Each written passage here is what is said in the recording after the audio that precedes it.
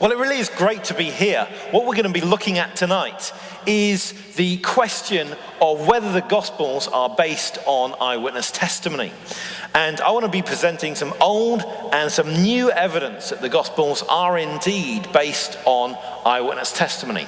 But I want to begin with a fellow Brit, C.S. Lewis, the author of the Chronicles of Narnia, who made an argument about the person of Jesus. And he said that when we look at the sort of claims that Jesus makes about who he is, we either need to say that he is the Lord, that he is liar, or he is lunatic, because the sort of claims he makes are so big, they can't just be written off as the words of a very great person, because a great person doesn't attribute so much to himself. But what we found is that in recent years, people have added to those three possibilities another one, that Jesus is in fact legend. So we want to ask the question, do we have evidence that the Gospels are reliable?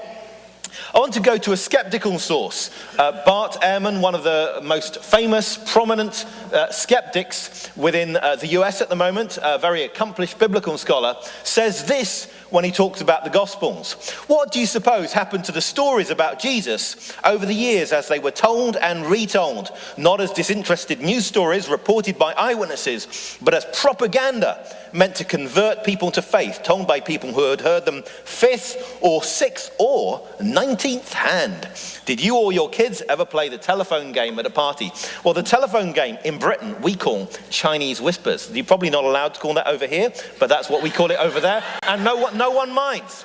Now, you know the way the telephone game works.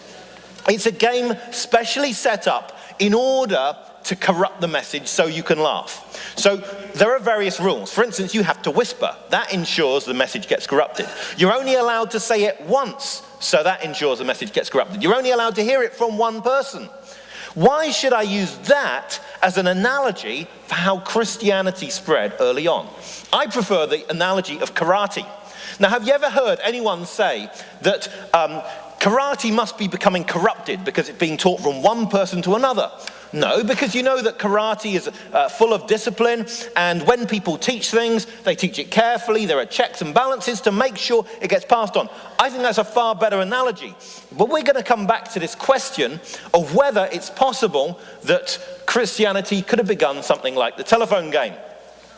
But the first thing we're going to do is look at where the Gospels were written. Now, the Gospels, according to earliest Christian traditions there are about where they were written, generally weren't written in the land of origin, which is Israel and Palestine. I'm not making a political point when I use either of those words. I'm just talking about a location, okay? Now, according to early Christian tradition, Mark was written in Rome, Luke in Antioch, or maybe Achaia, or maybe Rome.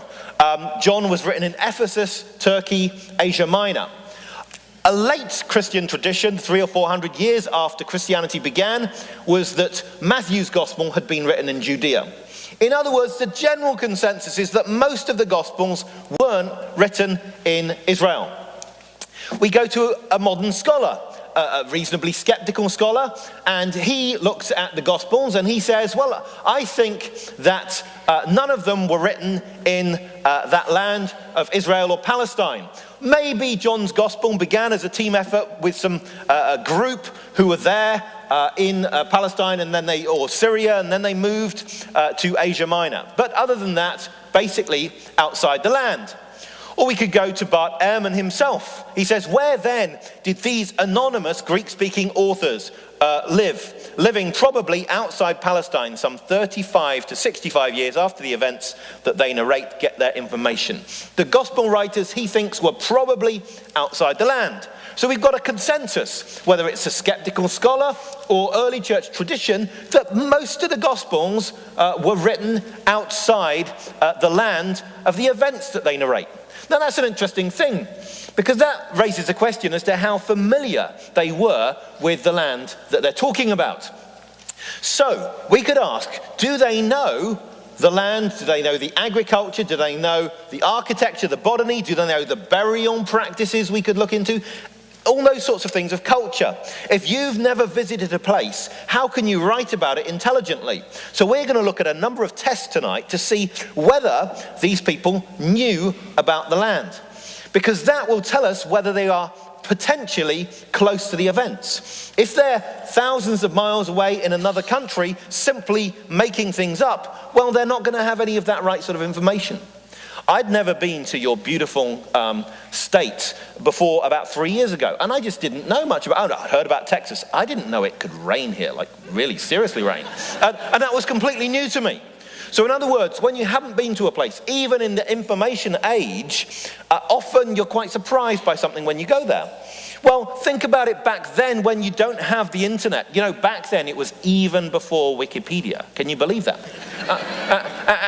And so how would someone making up a story about a country they'd never visited and they'd never met anyone who'd visited there know to write the right things? Well, I think we're going to find tonight that the Gospels are remarkably accurate, given that they're written such a long way away.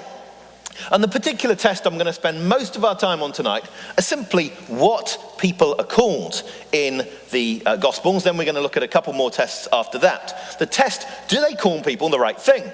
Well, do we have anyone here called Michael tonight? Any mics? Do you want to put your hands up? We've got a mic here, yeah? Another mic?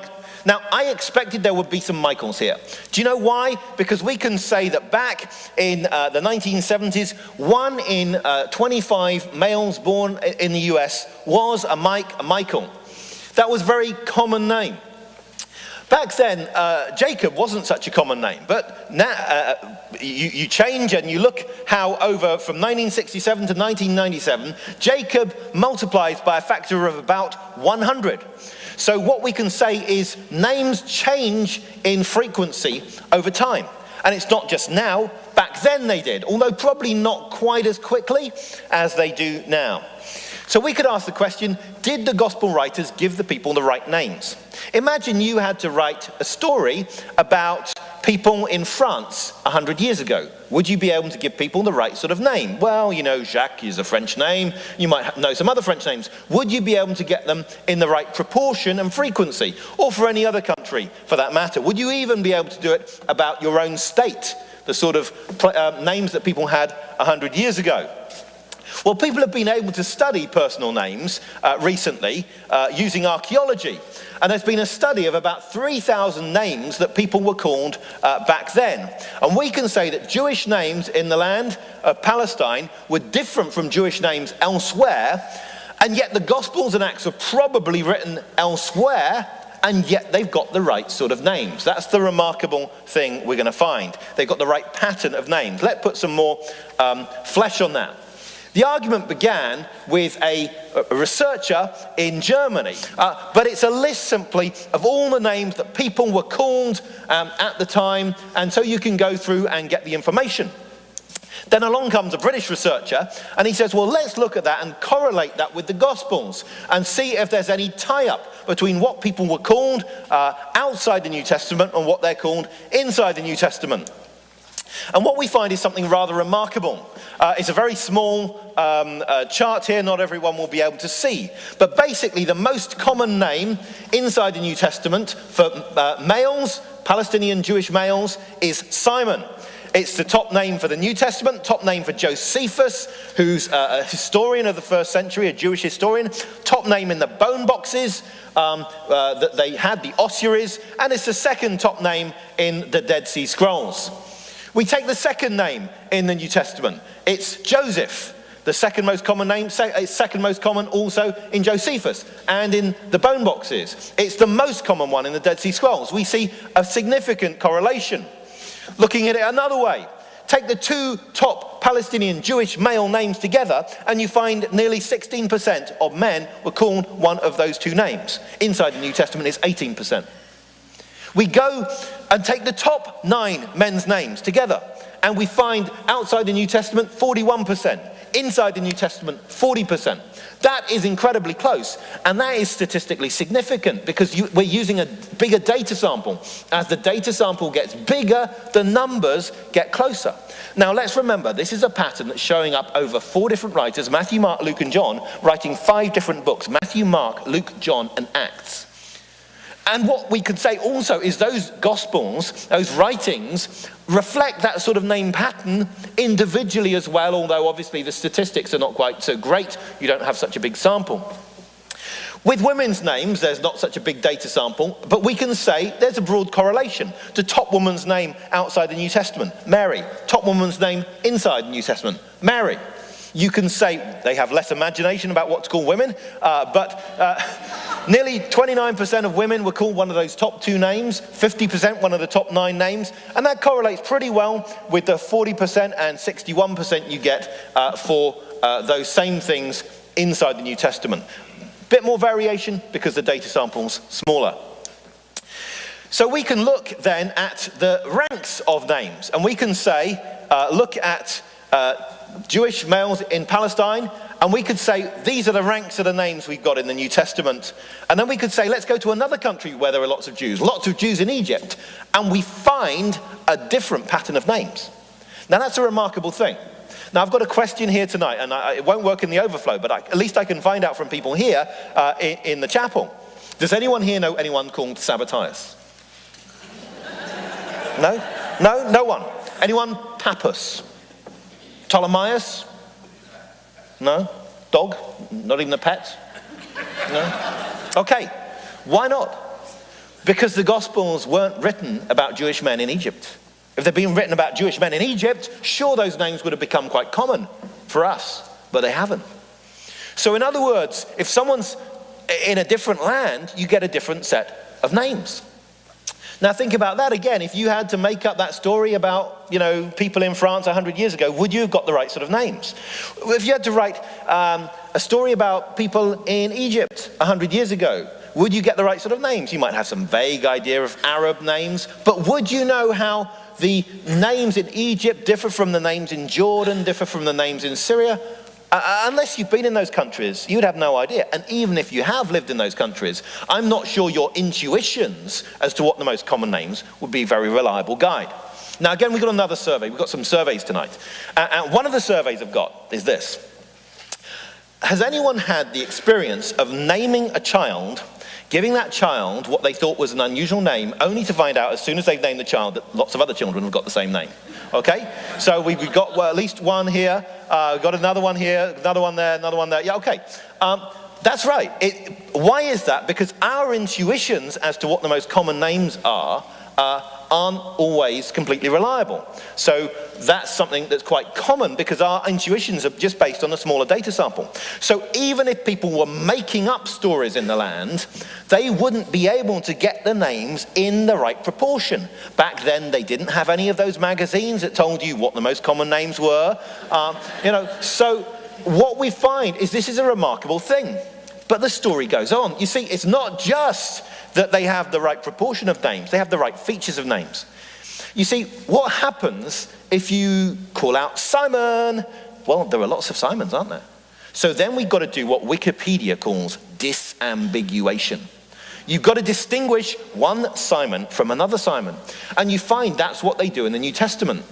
Jesus had 2 of his 12 disciples called Simon. One was Simon with an extra bit, Peter or Cephas. One was Simon with an extra bit, the Zealot or the Canaanite. So you've got a disambiguation. And then you read other disambiguations. Jesus went and had a meal with someone called Simon the leper, but he wasn't a leper at the time because people were sitting around having a meal with him. Maybe Jesus had healed him.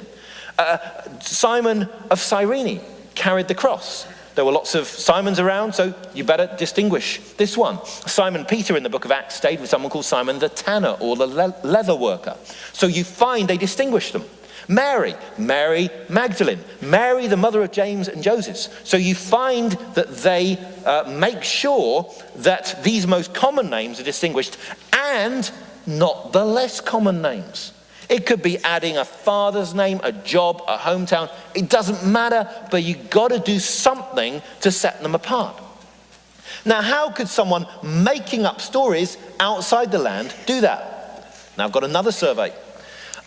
Anyone here find it difficult to remember names? We got 2 honest people, 3 honest people, 4. Anyone else? Come on. No, don't be shy. Any more people honest? Raise hands, please. You find it difficult to remember names? Okay, yeah. Now, I've forgotten so many names since I arrived here yesterday, and I have been witness to 5 name-forgetting events from other people, where they've said, I cannot remember this person, but I could tell you all sorts of things about them. You could say what car they drive, you could say how many family members they've got, you could say what state they used to live in, everything you could say about them except that vital piece of information you need in the social setting to introduce them. I bet you tonight, some of you are going to have that situation, yeah?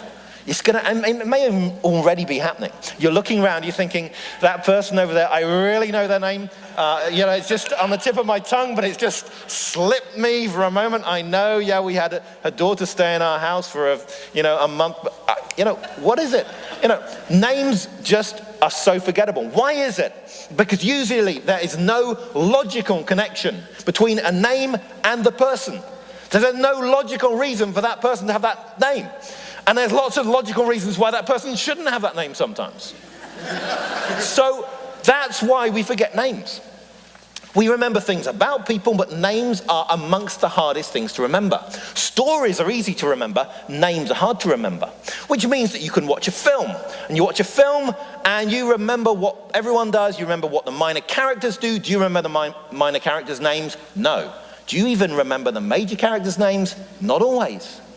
You go away on holiday and you meet some people who are really interesting and you come back and you tell your friends about them, but you might even just drop out the names of these interesting people because the really interesting thing is to tell them the story. So what we find is that names are one of those forgettable things that can just drop out very easily. So think about this. If the Gospels have correctly got the detail that's the hardest sort of thing to remember, isn't there every reason to think they could get the other things right? The story bits, that who was with whom, where they went, what they did, that's easy compared with getting names right. But we're finding that they get the names right. And that to me suggests that we are not getting these stories 5th or 6th or 19th hand. Because if it had happened 19th hand or even 5th hand, you wouldn't get the names right. It wouldn't be happening regularly. So that just won't explain it. The only way we can get this pattern is if we have not just eyewitness testimony, but high quality eyewitness testimony. That's what we've got going on.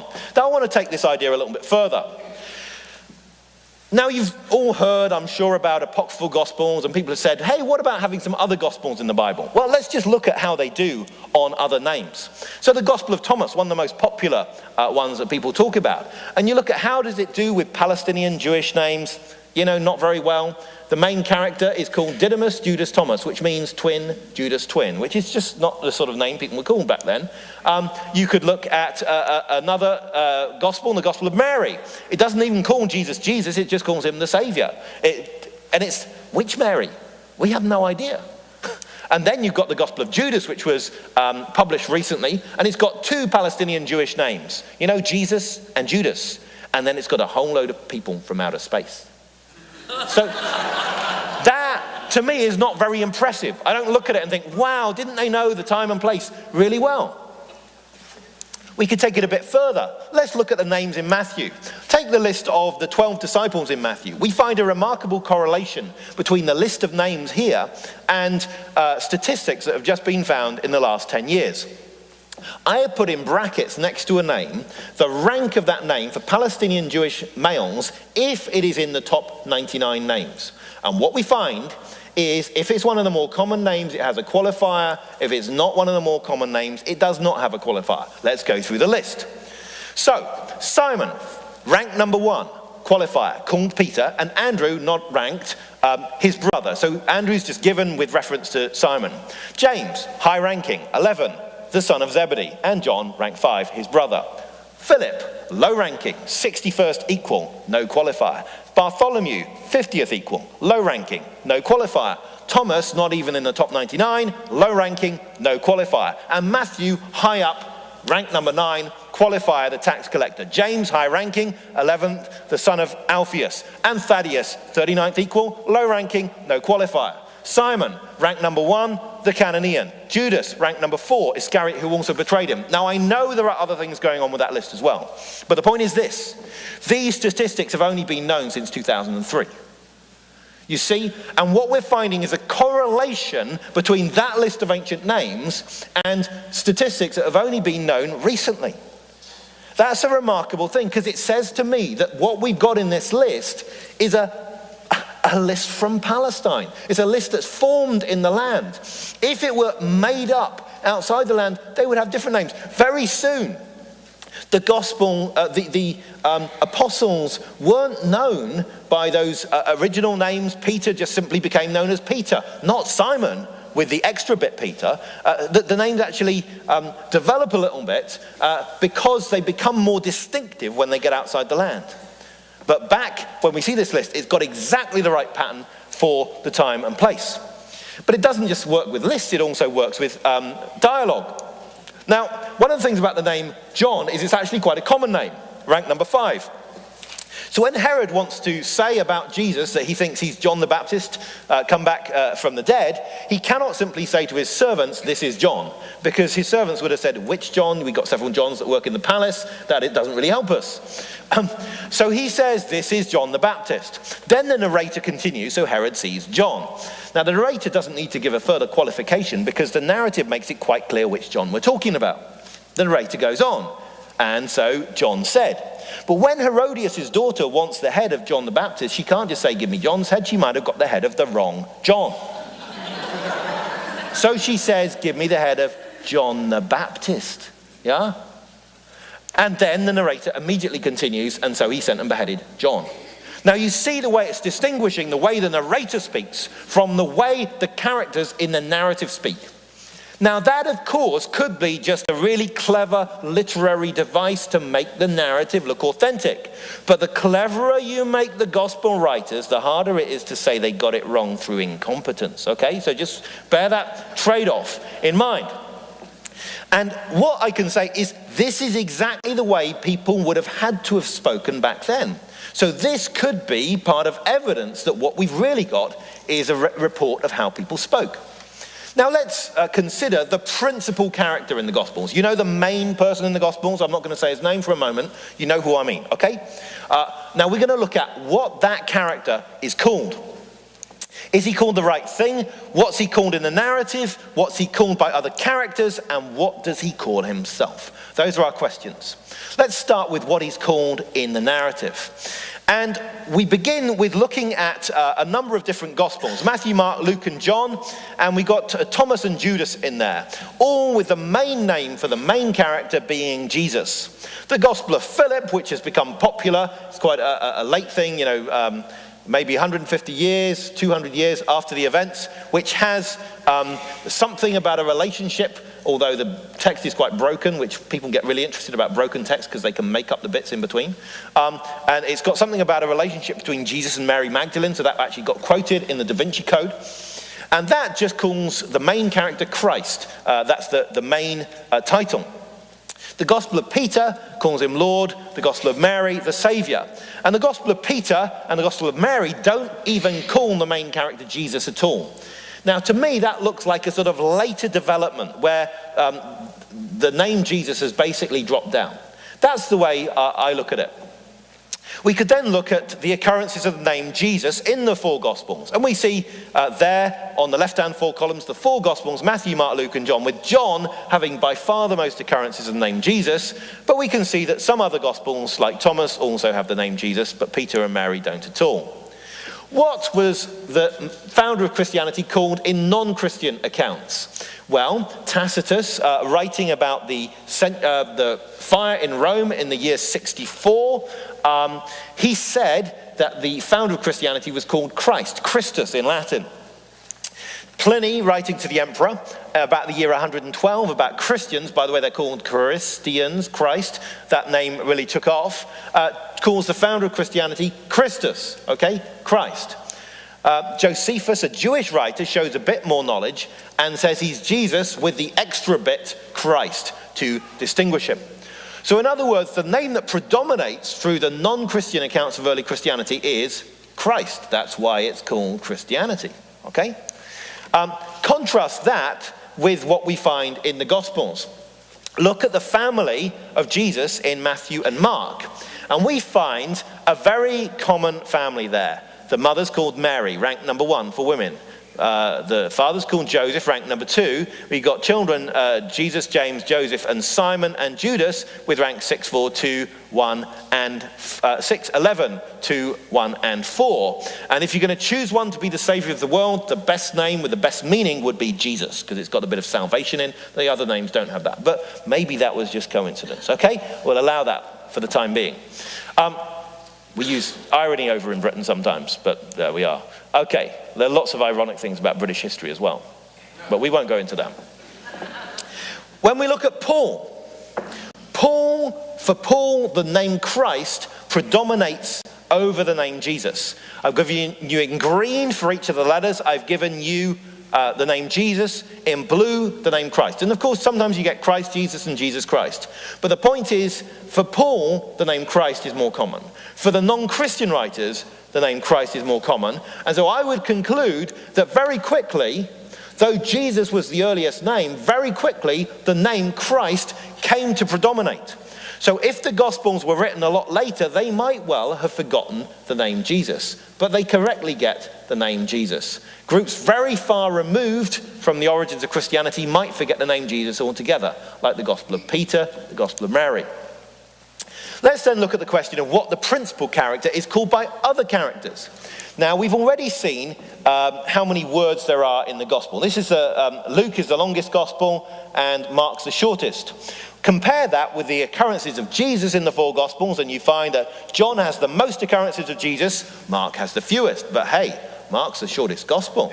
So let's look at that. Names of Jesus as a proportion of length, and you find that Luke has the fewest occurrences of the name Jesus and John has the most. But that's simply because Luke tends to say he a lot rather than Jesus. Now, all I'm trying to show at that point, this is going to be important for later on, is that the 4 Gospels use the name Jesus differently. Why do I want to show that? I want to show that so that we can know that it's not been some conspiracy to make the way Jesus is mentioned in all 4 Gospels look the same way, because they've got a very different pattern of naming Jesus. But what we're going to see is they also name Jesus in the same way. Look at this. Jesus was a common name, rank number 6 at the time. Jesus is simply the name Joshua. There are other Jesuses in the New Testament. Jesus called Justus, Bar Jesus. Some manuscripts for Matthew's Gospel give Barabbas his name as Jesus Barabbas. So it's a common name. And what we find is in the narrative, it simply generally calls Jesus Jesus. So here we got Matthew 21. They did just as Jesus had told them. But of course, Jesus in speech would be ambiguous. So we find in speech, the crowds don't just say, hey, Jesus is coming down the road. They say, this is the prophet Jesus from Nazareth in Galilee. They disambiguate. But then, next verse, narrator says, and Jesus went into the temple. Now, the narrator doesn't need to say anything more than Jesus, because if you got up to chapter 20 of a gospel and you don't know who you're reading about, there's a bit of a problem. Yeah? So it's obvious, which Jesus we're talking about. But for the crowds back then, there were lots of Jesuses. And so we find the way the crowds speak is an authentic way that people would have had to have spoken. Look at another example. Matthew 26, narrator says, Jesus said to him, but next thing, along comes a servant girl to Peter, who's about to deny Jesus, and said, you were with Jesus, the Galilean. Not every Jesus came from Galilee, so she could distinguish this person. She says, well, I know he came from another place, Jesus, the Galilean. A slightly more clued up servant girl comes along and says, this man was with Jesus of Nazareth. But then the narrator simply continues, Peter remembered the saying of Jesus. So the way the characters speak is one way, the way the narrator speaks is another way. We go on.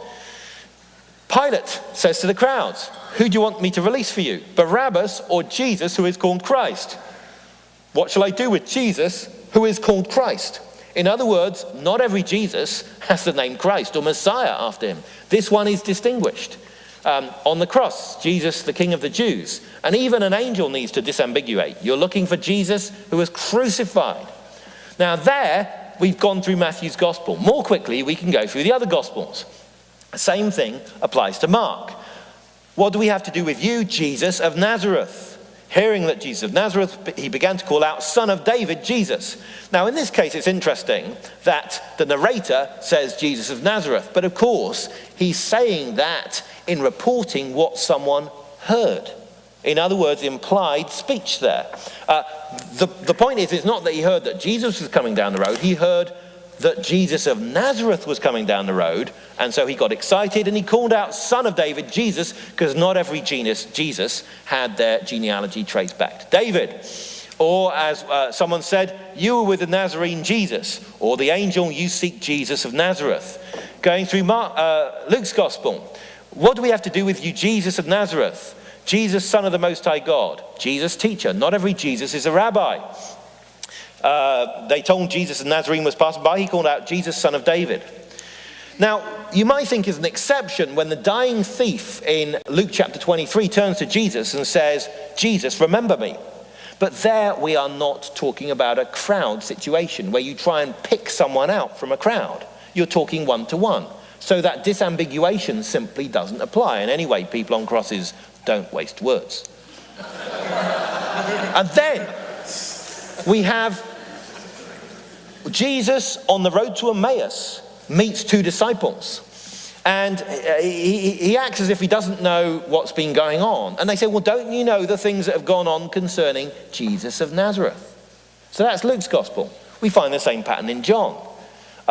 We found the one that Moses and the law and the prophets wrote about, Jesus, the son of Joseph from Nazareth. Isn't this Jesus, son of Joseph, whom we know? You might think it's an exception in John chapter 9, where the man who's born blind and is healed is asked who healed him, and he said, well, the man called Jesus made clay. Why does he just simply say the man called Jesus? The point that's going on here in the narrative is precisely, if you read it carefully, this man has been given physical sight, but he's not yet been given full spiritual sight. Gradually through the narrative, he comes to realize more and more. And so what the narrative is doing is, in order to show that he's still to some degree ignorant, he only knows that the guy's called Jesus, he doesn't know anything more. He's an Australian called Bruce. I mean, that doesn't really tell you very much. Yeah? And so here, to show the ignorance, there's no more detail. And then, in the garden, whom are you seeking? They replied, we're looking for Jesus of Nazareth. That happens twice on the cross. Jesus of Nazareth, the King of the Jews. So this is a pattern across all four Gospels. When it occurs in speech, Jesus, in a crowd situation, Jesus is disambiguated, and that would have been necessary at the time and completely unnecessary 100 years later or in a completely different setting. So here we've got the sort of thing that fits with the time and place. Now, of course, you can say, well, they were just really clever narrators, narrative art, all four of them really clever. It starts becoming a little bit implausible for me to appeal to that. And the more clever you make the narrators, the harder it is to say they got it wrong through incompetence. Okay, what does the principal character call himself? One of the things about the principal character is that the way he speaks is different from the early church. For instance, he does not spend time teaching about what to do with the Gentiles. A lot of the early church were Gentiles, but there's just no direct teaching on that. He does not teach on how to run a church service. Just as well, isn't it? But what he does is he teaches in parables. But how many parables did Paul tell? What about the early church? Well, there's one called the Shepherd of Hermas. There's a bit of a parable. But on the whole, the early church just didn't take to parables. So the idea that the early church made up the parables later just doesn't really make sense when they're not using parables later on. So it's not just that his teaching's different, it's also the way he talks about himself that's different. Because his favorite self-designation is to call himself the Son of Man. And you know what about the title, the Son of Man, is it's very rarely used not on Jesus' lips. So it's not a title that became really common in the early church. It's actually different. So we've got threefold this. The narrator speaks a plausible way. The characters in a narrative speaks a plausible way. And the main character speaks in a different way from the way people spoke later. To me, that comes together to say, yes, what we've got is a reliable account. Looking at the distribution of the way the phrase the Son of Man is used, we find it's very common in Matthew, Mark, and Luke, the 4 left-hand columns. When we look at the apocryphal Gospels on the right, it can be pretty uncommon. So my conclusion is not that I can prove the Gospels are true on this basis. My conclusion is rather that the names have the sort of pattern in the Gospels that would happen if they were reporting what people actually said and did. And it would be very hard for any person trying to make the story look plausible to put that pattern in. It just simply is too complex. The complexity you would need for an ancient forger would be quite incredible. Now, more briefly, I want us to look at some more tests. The next test is going to be the test of geography. Do they simply know the place? Well, you know, one of the things you find out is how ropey people's knowledge of geography can be away from the place where they live. So my knowledge of the geography of Texas really is pretty bad. I've got to say there are all sorts of places that are probably huge that I've never heard of. And so one of the things that we would expect to be the case is if people were writing stories a long way away, they're not going to know the names of places.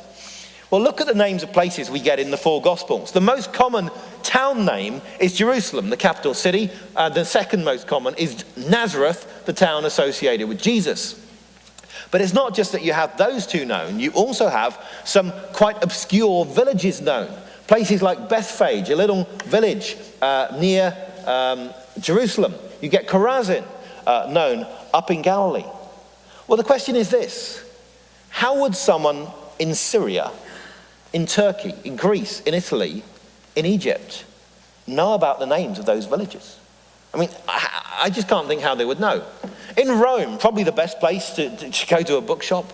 Well, if you went and bought a book about geography, it would tell you about the great places on earth to go and see before you die, which didn't include Bethphage, which didn't include Chorazin, you see? So what you find is, how would people well away from the place know these things? And it's not just that they know the names of places. They know things about them. They know that Capernaum is next to the sea. They know the way where the land goes up and down. They know traveling times, all those sorts of things. How do they get that right? We compare that with what's mentioned in apocryphal Gospels. The 4 canonical Gospels, 12 to 14 towns each, total of 23. Gospel of Philip, 2 towns, Jerusalem and Nazareth. But it thinks that Nazareth is Jesus' middle name. So that's not very good. So it's only really got one place correctly mentioned, that's Jerusalem, which is the capital. What about Gospels of Peter and of the Saviour? They've got 1 town and it's called Jerusalem, the capital. And what about 13 other earliest apocryphal Gospels? How many town names have they got? 0.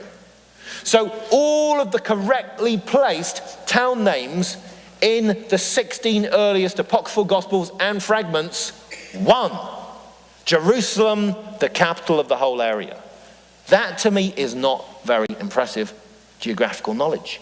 But it also means that rather than being evidence against the 4 Gospels, the apocryphal Gospels are in fact evidence for the 4 Gospels, because they show what would happen if people did make up stories. They are the controlled experiment, if you like, that show what could go on another way. Now I want us to look at the number of words there are in the 4 Gospels. That's the 4 left-hand columns, Matthew, Mark, Luke, and John. And I've given you 5 non-biblical Gospels on the right-hand columns. Okay, I want you to fix your eyes on those 4 left-hand columns very carefully and look at their shape. I've just changed slide to the number of place names. This is not just town names, this is places like Golgotha, river names, and so on. Did you notice the change of shape? This is the number of words per gospel. This is the number of place names per gospel. You notice the sort of big drop-off effect here? They're just not very good on place names. But there's another thing. What if we do place names as a proportion of length? What happens? Ooh. We find that all 4 Gospels have an amazing evenness of place name mentions. I began looking at this in an English version, had someone do a bit of research for me, and I said to her, I have a suspicion that place names occur more in the 4 canonical Gospels than in the other ones. Could you go and look at it? So she worked on an English translation, English Standard Version. She found that the 4 canonical Gospels, between 4.6 and 4.9 place names per 1,000 words. That was what you wanted to know tonight, wasn't it? Now, the great thing about this is you can actually do this experiment at home. Just get the electronic text of the 4 Gospels, get all the capitalized words at the front, strip out all the ones that aren't place names, and just work it out. It's not hard. This is the sort of thing you can replicate. And what's the amazing thing is that the 4 Gospels have the same evenness. How are we to explain it? I've got a great explanation. Okay, this is it. Luke talks to Mark. Mark, how many words do you have in your Gospel? Mark goes through really carefully counting the number of words he has in his Gospel. Now, by the way, the words were not separated in Greek manuscripts, so that made it a bit harder for Mark to count. But he went through very dutifully, and he counted, and he worked out the number of place names. And then Luke said, hey, I want you to find out the number of words, I want the number of place names, and I want a proportion. And when Luke had worked this out, he actually created a narrative with the same proportion of place names in. Matthew and John heard about this. They thought it was a great idea that they would replicate this same feature. Just before computing, this sort of thing, people didn't have much to do before TV, and so that's what they did. Well, is that really plausible? Would they get that sort of pattern if they simply put in place names to make the narrative look authentic? One would put in too many, one would put in too few. It just wouldn't work out. But what if they simply told things as they happened? They're all the same sort of narrative. They're telling you gospel, naturally putting in place names as they're relevant. Is it plausible that if their narratives are long enough, they would have roughly the same proportion? That to me seems a more plausible explanation. It's not that they have the same proportion in every passage. Matthew 5-7, Sermon on the Mount, no place names. But over the narrative as a whole, we find the same concern for geography, not in a way that sort of is intrusive, that's trying to give you extra details you don't know. It's just trying to give you some relevant details. It's about real time and space. That to me explains what's going on. I've got another test. It's the test of botany. Now, does anyone know the story of Zacchaeus, yeah? The little man, yeah? Do you know what sort of tree he climbed up? Sycamore tree. Can anyone sing that for us? Yeah? Anyone? Can we do this together? No. Okay, we won't. Right, okay, more difficult question. This is the next level. What town was he in when he climbed a sycamore tree? Jericho. Oh, we got an answer from a few places. This is great. You're a good audience tonight. Fantastic. He was in Jericho, and that's in Luke's Gospel. So the question is, what's the question? What's the question we're going to ask? Are there sycamore trees in Jericho? The answer is, you bet. You see, look here. There are some guys in this sycamore tree in Jericho. You see that? They are standing in Jericho. Now, how could Luke know that? I have 2 possibilities, 3 possibilities, but let's start with the first 2. One possibility is he went to Jericho and he saw there are sycamores. The other is he spoke to someone who went to Jericho who saw there are sycamores. The third possibility is aliens from outer space told him. But I'm going to discount that third explanation. There may be others, but let's just focus on those first 2. Those first 2 seem to me the most worthy of consideration. What we've got is this is the sort of thing that people who've been to the place know. Now, if the Gospels are getting this right, they're not just getting it right on place names and names and plants, they're getting the shape of house right, they're getting the shape of the temple right, they're getting the coinage right, they're getting the social stratification right, they're getting the religious setting right. After a while you think, there are so many opportunities for them to go wrong if they are making it up. So many opportunities, and they don't seem to go wrong like that. The other thing we can say is that sort of sycamore tree, Ficus sycamoris, where did it occur? Well, I went to the most authoritative source of all, Wikipedia, but this is the modern distribution, but I checked it's also the same as the ancient distribution. There are no Ficus sycamoris in Turkey, Greece, Italy. It's there, Syria, Palestine, Egypt. In certain countries, the narrator couldn't even have heard of those things unless he'd actually talked to someone who'd been in the land. So this is the sort of thing that fits very well if the narrative is true. I want to bring some passages, some texts together for a look at one narrative. There are very few things that occur in all four Gospels. The Passion narrative, of course, the triumphal entry, but the miracle that occurs in all four Gospels is the feeding of the 5,000. Now, I can't prove that a miracle occurred. Okay, no one can prove that a miracle occurred, but we can ask this. The narrative about the feeding of the 5,000, does that come from close to the alleged event or from far away? That's the basic question we're going to look at and see what's the case. Let's start with the numbers. Well, how do you count 5,000 people? Well, have you ever been to one of those church or Christian events where they sort of wildly overestimated the number of people in attendance? That can sometimes happen. So the question is, could that 5,000 just be some disciple guesstimate? Well, there are a huge number there, and so on. Well, what you find is that both Mark and Luke tell us about the counting of the people. Mark tells us that Jesus commanded them to sit down in groups on the grass, and the groups were by hundreds and fifties. Luke says there are 5,000. He'd said to the disciples, have them sit in groups of 50 each. Now, if you've got 12 disciples, and 5,000 men, that's less than 100 groups. That's about 8 groups each. Do you think the disciples could count up to 8? A tax collector, fisherman, it's the sort of thing they probably could, 1, 2, 3, many is the way some students work. But no, I think they could have done that. That would have been a task that they would have been up to. But then we look at the narrative in a bit more detail. What we find is that Mark and John both comment on the grass. Mark tells you there was green grass. John tells you there was much grass. Now the question is that just a detail that's made up to make the story look authentic, or is it real eyewitness detail? But Mark tells you there were many coming and going, but he doesn't explain why many were coming and going. But then John tells you it was Passover time. Now if I put those two things together, one explains the other, because at Passover time, people of course travel to Passover. Okay? So what happens is the one explains the other. Lots of people would be traveling at that time, and so Jesus calls his disciples aside. But then in John's gospel, Jesus turns to Philip, and he says to Philip, where should we buy bread from? Why does he turn to Philip of all of the disciples he could have chosen? The gospel doesn't say. But then in John's gospel, we find that Philip replies, and then Andrew replies. Why? The gospel doesn't say.